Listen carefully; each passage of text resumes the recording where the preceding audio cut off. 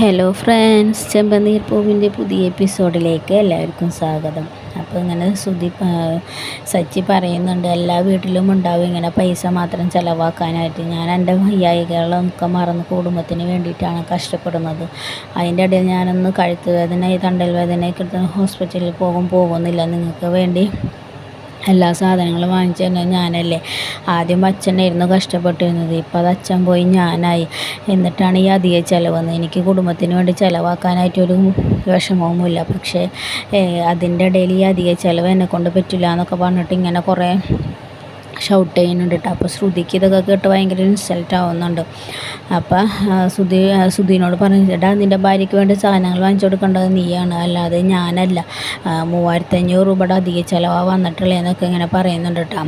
അപ്പോൾ ശ്രുതി പറയുന്നുണ്ട്, നിനക്ക് എത്ര ചിലവായത്? 3500 രൂപ ഞാൻ തരാം എന്ന് പറഞ്ഞിട്ട് മുകളിലേക്ക് പോകാനായിട്ട് ശ്രുതി ഒരുങ്ങുമ്പോൾ ശ്രുതിയുടെ ഹസ്ബൻഡ് സച്ചിയുടെ ചേട്ടൻ പറയുന്നുണ്ട്, ശ്രുതി അവനെ പലതും പറഞ്ഞ് അത് കേൾക്കണ്ടെന്നൊക്കെ പറയും. നിങ്ങൾക്കത് വേണമെങ്കിൽ കേട്ട് നിൽക്കാം, പക്ഷേ എനിക്കത് കേട്ട് നിൽക്കാൻ പറ്റില്ല എന്ന് പറഞ്ഞിട്ട്.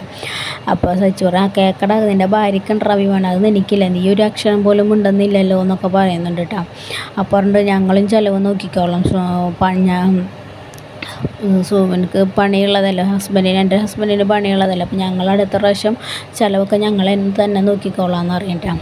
അപ്പം സച്ചിൻ്റെ അമ്മ ചന്ദ്ര പറയുന്നുണ്ട്, മോളെ അവൻ പലതും പറഞ്ഞു, അത് കേട്ട് വിഷമിക്കാനൊന്നും നിൽക്കണ്ടെന്ന് അറിയാം. അങ്ങനെ ശ്രുതി ദേഷ്യത്തോട് കൂടിയിട്ട് മുകളിലേക്ക് പോയി 3500 രൂപ എടുക്കാനാകുമ്പോൾ സച്ചിയുടെ ചേട്ടൻ പറഞ്ഞു, ശ്രുതി നീ അങ്ങനെയൊന്നും ചെയ്യേണ്ട, അവൻ പലതും പറയുന്നവർ നിങ്ങൾക്ക് മിണ്ടാണ്ടിരിക്കാം, പക്ഷേ നിങ്ങൾക്ക് ജോലിയുള്ളതല്ല, പിന്നെ അടുത്ത പ്രാവശ്യം തൊട്ടിട്ട് ചിലവൊക്കെ നമുക്ക് ചെയ്യാം. പക്ഷേ എനിക്ക് അഭിമാനം എന്നുള്ളൊരു സെൽഫ് റെസ്പെക്റ്റ് ഉണ്ട്, അതുകൊണ്ട് എനിക്ക് ഇതുപോലെ കേട്ട് നിൽക്കാനൊന്നും പറ്റുമൊന്നുമില്ല എന്ന് പറഞ്ഞിട്ട് 3500 രൂപ കൊടുത്ത് സച്ചിന് അടിയിലേക്ക് പോയിട്ട് കൊടുക്കുന്നുണ്ട്. അപ്പോൾ ചന്ദ്ര വേണ്ട, അവൻ അത് അങ്ങനെ പറഞ്ഞോട്ടെ.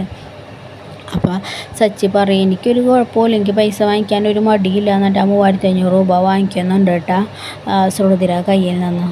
അങ്ങനെ ദേഷ്യത്തോടു കൂടി ശ്രുതി ആ പൈസ കൊടുത്തിട്ട് നേരെ മുകളിലേക്ക് പോകുന്നുണ്ട്. അപ്പോൾ ചന്ദ്രൻ്റെ മോള് കരഞ്ഞിട്ടാണ് പോയെന്ന് പറയുന്നുണ്ട്. അപ്പോൾ സച്ചറ് മോള് കരഞ്ഞിട്ടൊന്നുമില്ല പോയത്, ദേഷ്യത്തോട് കൂടിയിട്ടാണ് പോയത്. നിങ്ങളുടെ സോഡാ കുപ്പിക്കില്ലാത്ത അഭിമാനം ആ പെണ്ണിനോട്, അവനല്ല സംസാരിക്കുന്നത്, അവളാണ്. എന്നിട്ട് അച്ഛനോട് പറയുന്നുണ്ട്, അച്ഛ അവളെ സംസാരം ഓവറാവുന്നുണ്ട് കേട്ടോ എന്നിങ്ങനെ പറയുന്നുണ്ട് കേട്ടോ.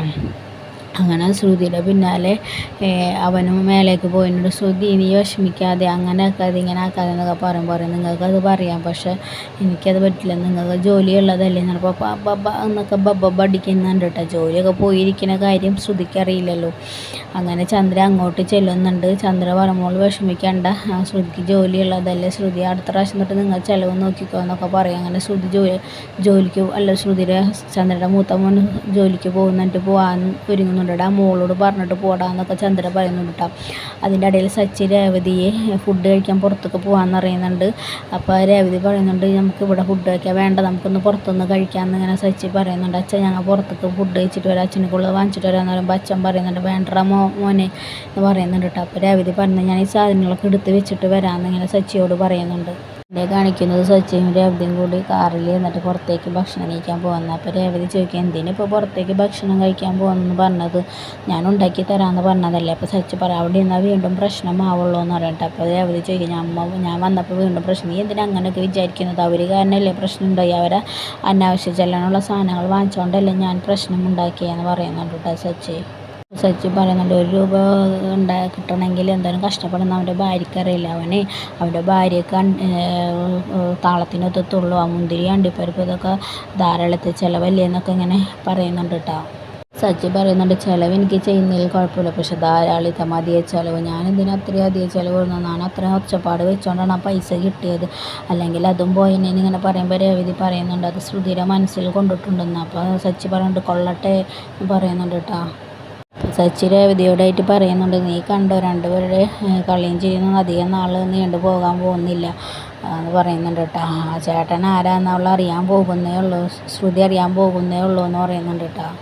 പിന്നെ കാണിക്കുന്നത് ശ്രുതിയുടെ അമ്മയെയും മകനെയുമാണ് കേട്ടോ. അപ്പം മകൻ ചോദിക്കുന്നുണ്ട്, അമ്മേ നമ്മൾ ആൻറ്റിയോട് പറയാതെ പോകുന്ന ആൻറ്റിക്ക് സർപ്രൈസ് കൊടുക്കാനാണോ എന്ന് പറയുന്നുണ്ട് കേട്ടോ. അപ്പോൾ നമ്മൾ കല്യാണി ആൻറ്റീൻ്റെ അവിടേക്കല്ല പോകുന്നത്, മീര ആൻറ്റീൻ്റെ അടുത്തേക്കാണ് പോണേന്നൊക്കെ അമ്മാമ്മ അങ്ങനെ മകനോട് പറഞ്ഞു കൊടുക്കുന്നുണ്ട് കേട്ടോ.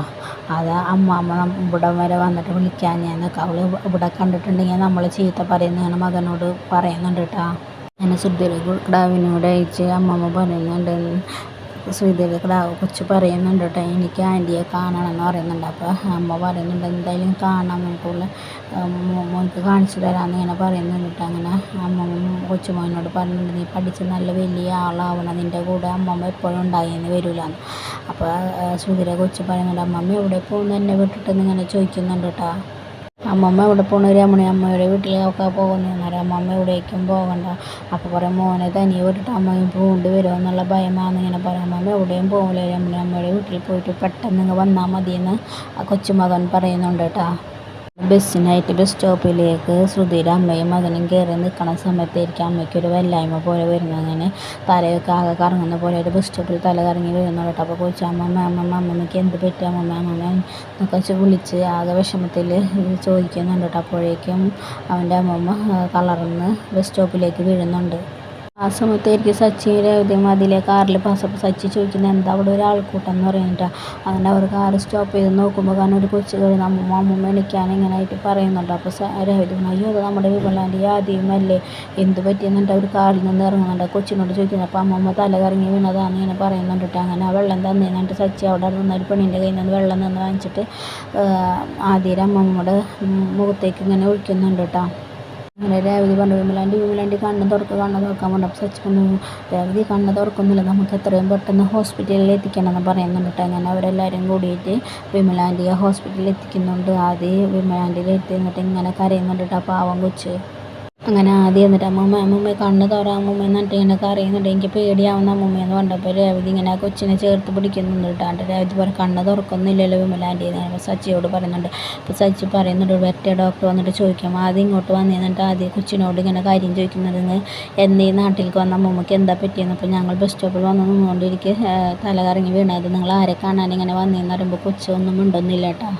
സച്ചി വീണ്ടും ആ കൊച്ചിനോട് ചോദിക്കുന്നുണ്ട്, ആദ്യമായിട്ട് നിങ്ങൾ ആരെ കാണാൻ വേണ്ടി വന്നതാ, എന്താ നീ ഒന്നും മിണ്ടാത്ത ഇങ്ങനെ ചോദിക്കുന്നുണ്ട് കേട്ടോ. അപ്പോഴും കൊച്ചും മിണ്ടാതെ സച്ചി മുഖത്തേക്ക് നോക്കി നിൽക്കുന്ന ഭാഗത്താണ് ഇന്നത്തെ എപ്പിസോഡ് കഴിയുന്നത്. ഹായ് ഫ്രണ്ട്സ്, ഇഷ്ടപ്പെട്ടാൽ ലൈക്ക് ചെയ്യുക, ഷെയർ ചെയ്യുക, സബ്സ്ക്രൈബ് ചെയ്യുക. പുതിയൊരു എപ്പിസോഡുമായി വരുന്നവരെ ബൈ ബൈ.